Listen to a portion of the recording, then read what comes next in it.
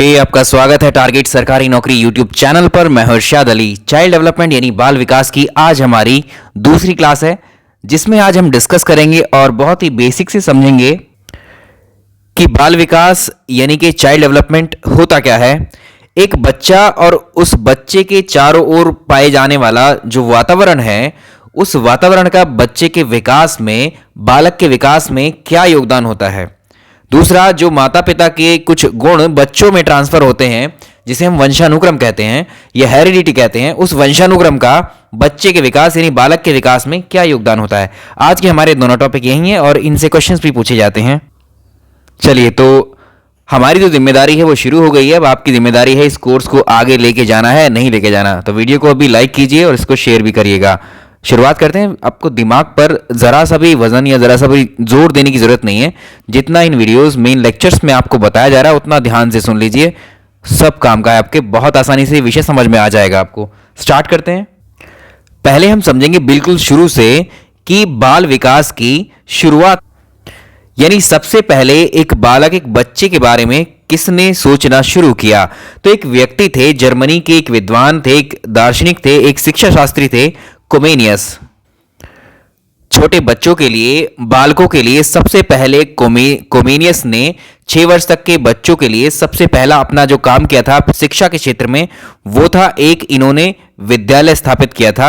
आंगनवाड़ी जैसे विद्यालय आज होते हैं, उस तरह से स्कूल ऑफ इन्फेंसी जिसे कहा जाता है। और ये कोमेनियस की किताब भी है, द स्कूल ऑफ इन्फेंसी, कोमेनियस की किताब भी है। और ये स्कूल ऑफ इन्फेंसी की इन्होंने एक तरीके से विद्यालय या स्कूल भी स्थापित किया था।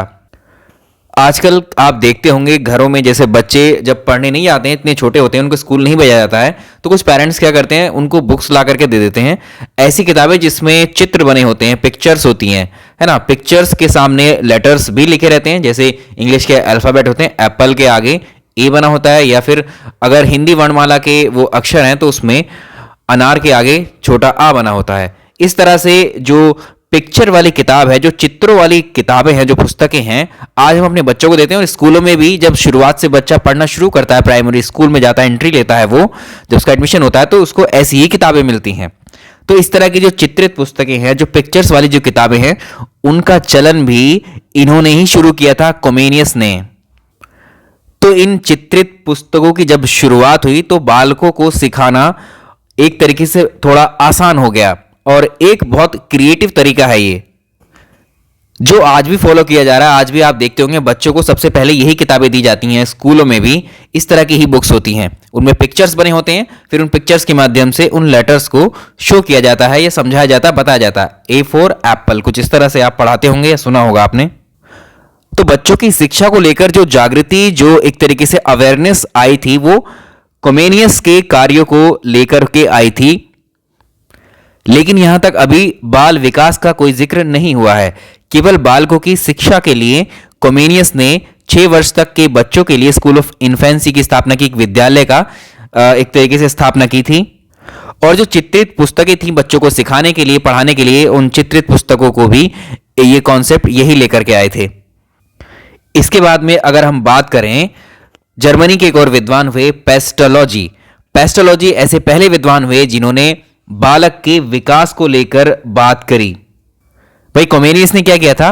कोमेनियस ने जो बच्चे हैं, बच्चों की शिक्षा को लेकर कार्य किया था और बच्चों के बारे में सोचा था। लेकिन जो बच्चों का विकास है ना, बालक का जो विकास है, उसको लेकर पहली बार एक व्यवस्थित रूप से बात करने का विचार दियो पेस्टोलॉजी ने ही दिया था। अभी तक हमने ये जिक्र नहीं किया है कि बाल विकास होता क्या है।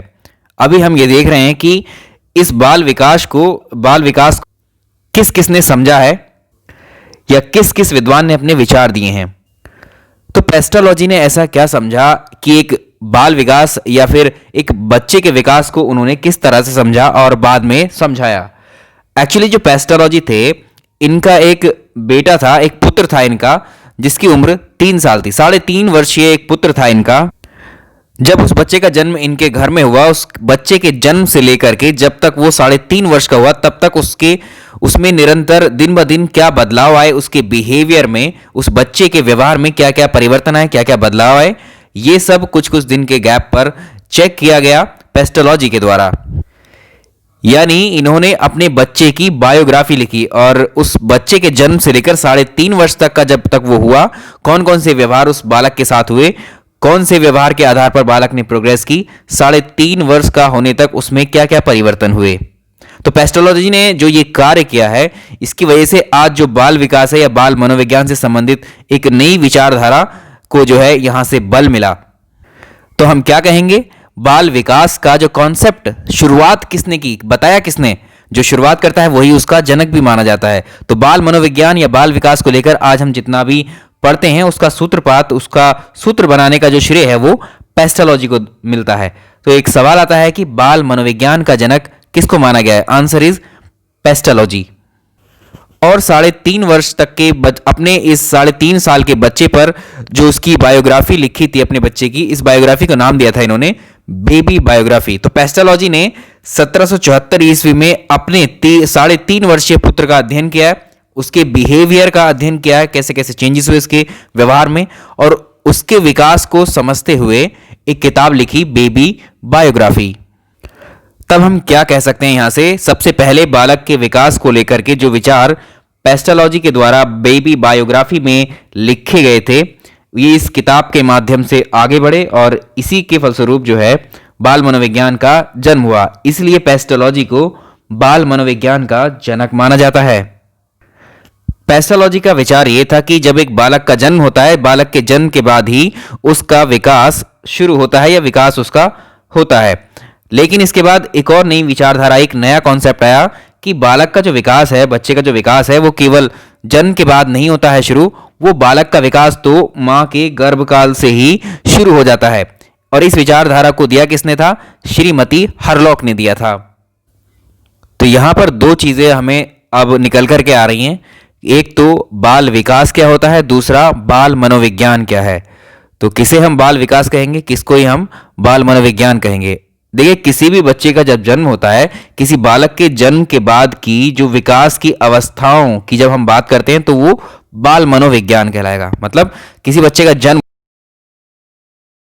विकास की अवस्थाएं होंगी, वो उसको हम कहेंगे बाल मनोविज्ञान। लेकिन जब हम कहेंगे कि किसी बच्चे का, किसी बालक का गर्भावस्था से लेकर, यानी मां के गर्भ से लेकर के जन्म के बाद तक भी होने वाली प्रत्येक अवस्था में जो विकास होता है, उसी को हम बाल विकास कहते हैं।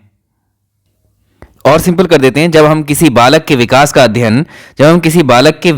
अध्ययन उसके जन्म के बाद की अवस्थाओं को लेकर के करते हैं तो ये बाल मनोविज्ञान। और यदि बच्चे के जन्म से पहले ही, यानी बच्चे की गर्भावस्था से लेकर उसके विकास का अध्ययन उसके जन्म के बाद तक भी अगर हम करते हैं तो वो बाल विकास होता है। केवल ये डिफरेंस है माइन्यूट सा। तो इस पर 2-3 परिभाषाएं भी हैं जो विद्वानों द्वारा, दार्शनिकों द्वारा दी गई हैं, जो परीक्षा में पूछ ली जाती हैं, किसकी, बाल विकास की। तो यहां से दो दार्शनिकों की जो डेफिनेशन दी गई हैं उनके द्वारा बाल विकास की कुछ इस तरह से हैं। बर्क के अनुसार जन्म से पहले की जो अवस्था होती है, जन्म के पूर्व की अवस्था से लेकर जो परिपक्वता होती है, मैच्योरिटी जो होती है, उस अवस्था तक का अगर हम अध्ययन करते हैं बच्चों पर तो वो बाल विकास होता है। ये बच्चे की बात चल रही है, किसके जन्म से पहले, बच्चे के यानी बालक के जन्म से पहले। Crow and crow. तो यहाँ पर इस सब्जेक्ट के अंदर बच्चे को हम यहाँ बालक से रिप्रेजेंट करेंगे, ठीक है, बालक कहेंगे बार बार। तो क्रो एंड क्रो के अनुसार जो बालक है, बालक की जो है गर्भावस्था से लेकर जन्म के बाद किशोरावस्था तक का जो अध्ययन है वो बाल विकास है। तो ये समझ में आ गया आपको बाल विकास क्या है, बाल मनोविज्ञान क्या है, समझ गए आप। तो इधर यहां तक अगर हम बात करें, एक और विद्वान थे, अमेरिकी विद्वान थे, वो स्टैनली हॉल। अगर हम बात करें स्टैनली हॉल की, तो बालक के विकास को लेकर इन्होंने बहुत सारे कार्य किए थे। और स्टैनली हॉल का जो बाल विकास को एक तरीके से ये हाई लेवल पे लेकर के चले गए थे, एक उच्च स्तर पर ले जाने में इन्होंने बहुत योगदान दिया था। तो अमेरिकी विद्वान जो स्टैनली हॉल थे, इन्होंने 1893 ईस्वी में अमेरिका के अंदर एक आंदोलन चलाया था, इसका नाम था बाल विकास आंदोलन। सवाल आता है कि बाल विकास आंदोलन की शुरुआत किसके द्वारा की गई, आंसर इज स्टैनली हॉल के द्वारा। और इन्हें कहा जाता है बाल विकास आंदोलन का जनक भी। तो बाल मनोविज्ञान के जनक हुए पेस्टोलॉजी और बाल विकास आंदोलन के जनक हुए स्टैनली हॉल। लिख लेते हैं। बालक के विकास की अवस्थाएं जो होंगी वो टॉपिक अभी थोड़ी देर से आएगा। उससे पहले जो हम समझेंगे जो एक बालक का विकास होता है, एक बालक के विकास में किस किस का योगदान होता है। हमें पता है कि एक बच्चे का जब विकास शुरू होता है तो वो माँ के गर्भकाल से ही शुरू हो जाता है और जन्म होने के बाद भी उसकी विकास की अवस्थाएं चलती रहती हैं। तो इन दोनों स्टेजेस में सबसे ज़्यादा योगदान जो होता है, एक होता है उसके वातावरण का। वातावरण क्या, जन्म लेने के बाद में ही उसको क्या मिलेगा, वातावरण मिलेगा। और जन्म के पहले उसे क्या मिलेगा, वंशानुक्रम यानी हेरिडिटी, मतलब उसके माता पिता में जो गुण हैं वो गर्भकाल के दौरान ही उस बच्चे में आ जाते हैं। तो इन दोनों ही पॉइंट्स को हम समझेंगे अभी। किसी भी बालक के विकास में वंशक्रम या वंशानुक्रम और वातावरण, इन दोनों की बहुत महत्वपूर्ण भूमिका होती है। इसीलिए एक मनोवैज्ञानिक हैं वुडवर्थ, इन्होंने कहा था, वुडवर्थ के द्वारा इन्होंने ये कहा था कि एक बालक के विकास में जितनी महत्वपूर्ण भूमिका उसके वातावरण की होती है, उससे ज्यादा या उतनी ही महत्वपूर्ण भूमिका वंशानुक्रम की भी होती है। तो वुडवर्थ के अनुसार इन्होंने कहा था कि जो बालक का विकास है, बालक का विकास किसके बराबर होता है, वंशानुक्रम और वातावरण के गुणनफल के बराबर होता है, यानी इनका परिणाम होता है। अब समझेंगे कि वंशानुक्रम क्या होता है, वातावरण क्या होता है और इन दोनों की भूमिका क्या योगदान होता है। कैसे हम समझेंगे कि बालक का विकास इनसे होता है और किस तरह से होता है। तो ये चीज आपने देखी भी होगी और सुनी भी होगी। हम बात कर रहे हैं किसकी, वंशानुक्रम की या वंशक्रम की या हेरिडिटी की। पहले इसी को समझेंगे कि क्या होता है ये। जैसे आपने देखा है कि जो बालक होते हैं या माता पिता होते हैं, जो जैसे हमारे माता पिता होते हैं वैसे ही उनकी संतानें होती हैं।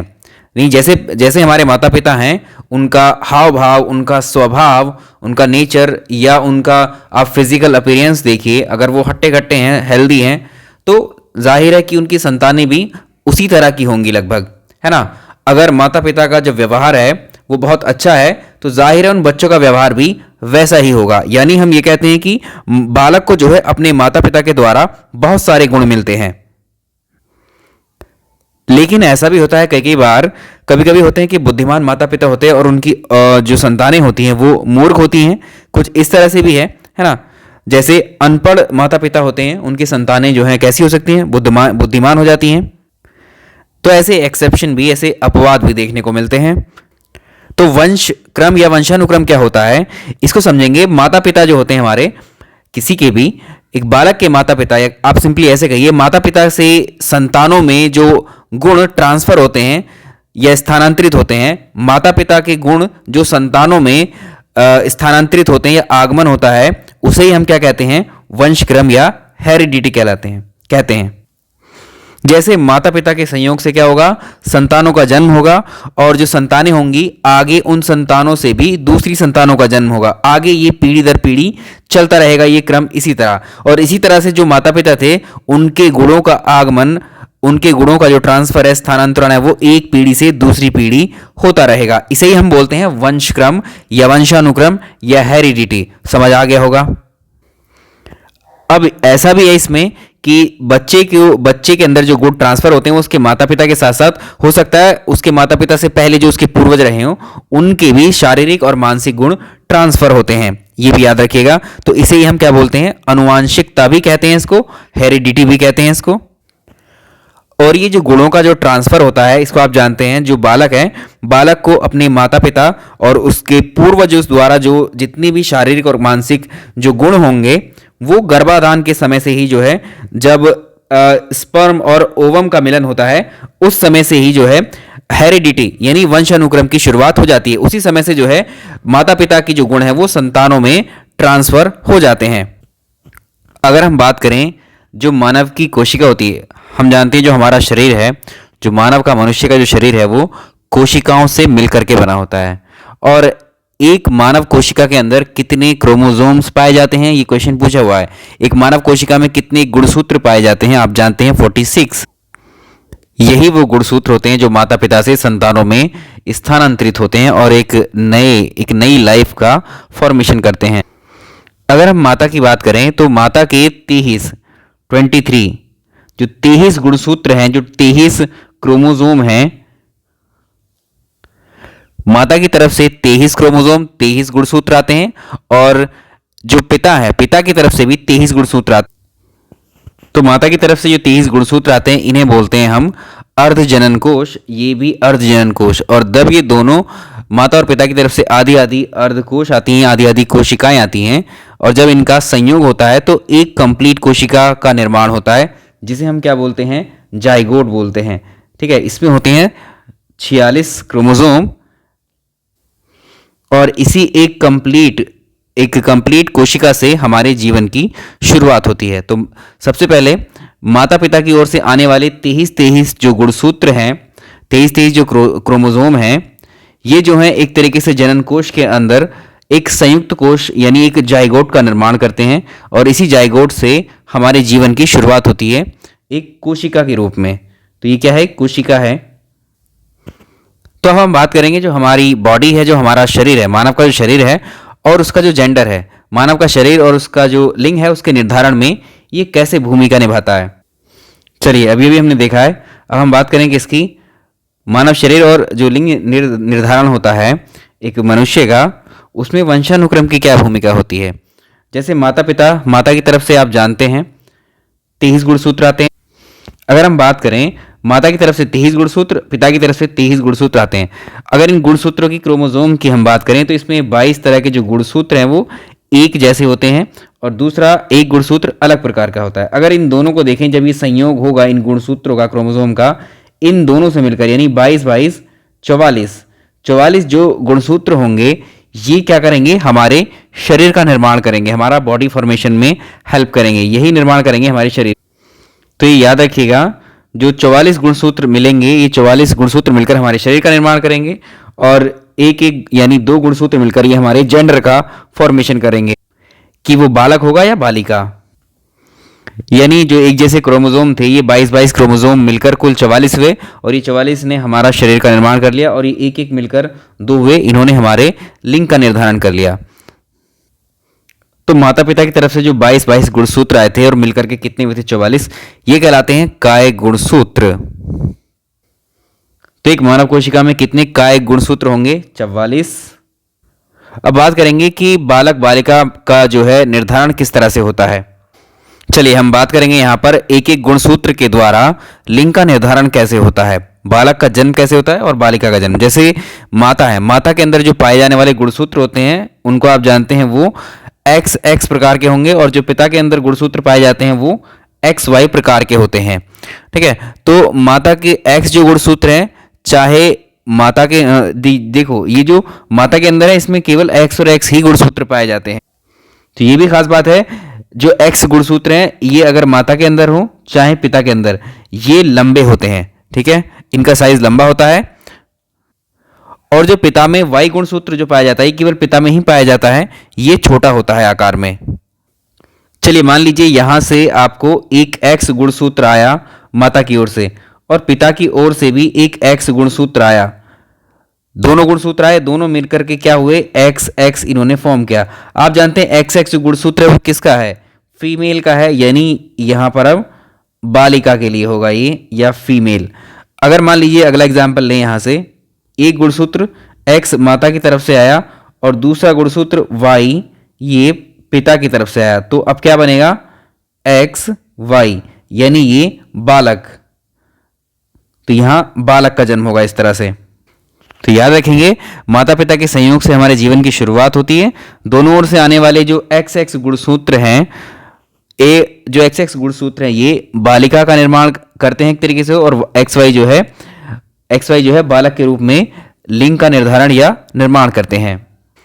अच्छा, एक चीज और यहां पर समझते हैं कि बालक के जन्म में और बालिका के जन्म में महत्वपूर्ण भूमिका किसकी होती है, माता की या पिता की। तो इसमें जो गुणसूत्र की बात कर रहे हैं, किसके गुणसूत्र की भूमिका ज्यादा होती है। देखिए, माता में जो गुणसूत्र होंगे सदैव वो XX ही पाए जाते हैं, लेकिन पिता के जो गुणसूत्र होंगे इन्हीं पर डिपेंड करता है कि जन्म बालिका का होगा या बालक का, क्योंकि ये Y ही तो डिसाइड कर रहा है। Y अगर X के साथ चला जा रहा है तभी तो बालक का निर्माण हो रहा है, ठीक है, या जन्म हो रहा है, और ये अगर इसके साथ ना जाए तो बालिका का।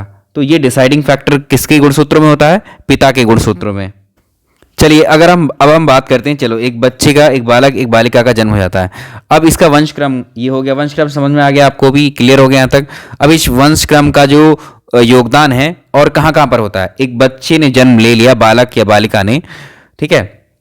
यहाँ जब हम बालक कह रहे हैं इसके अंदर, इस सिलेबस के अंदर हमारे, तो बालक में वो मेल फीमेल जो चाइल्ड हैं वो दोनों ही शामिल हैं।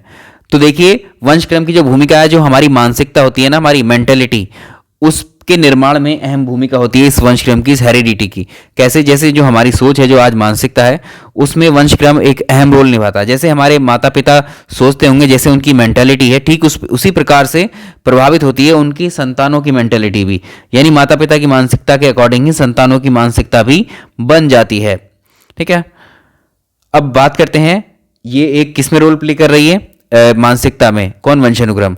मानसिक और शारीरिक स्वास्थ्य में भी, अगर माता पिता, मान लीजिए अगर माता पिता में कोई बीमारी रही होगी पहले, और जब उनकी संतान हुई, तो जाहिर है वो बीमारी जो है, उस बीमारी का प्रभाव भी उन संतानों में देखने को मिल सकता है। तो मानसिक रूप से, शारीरिक रूप से कोई बीमारी का होना या स्वस्थ होना, अगर माता पिता स्वस्थ हैं, अच्छे हैं, हेल्दी हैं, तो आगे जो उनकी संतानें होंगी वो भी हेल्दी ही होंगी, ज़्यादा चांसेस यही होते हैं। यही प्रभाव होता है, यही योगदान होता है हमारे वंशक्रम का, किस पे, बालक के विकास में। तो ये समझ में आ रहा होगा आपको।